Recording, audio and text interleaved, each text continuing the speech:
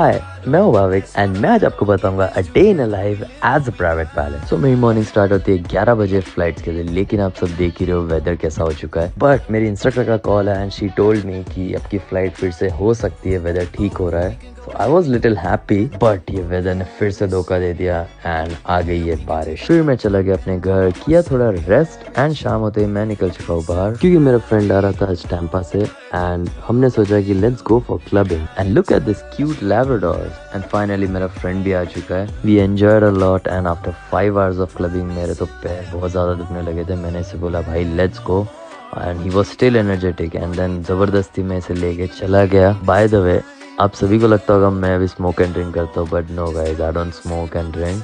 सो करते हैं व्लॉग को एंड मिलते हैं नेक्स्ट व्लॉग में। Till then bye. Desperado, in this together we live or we die. I would die for you, baby.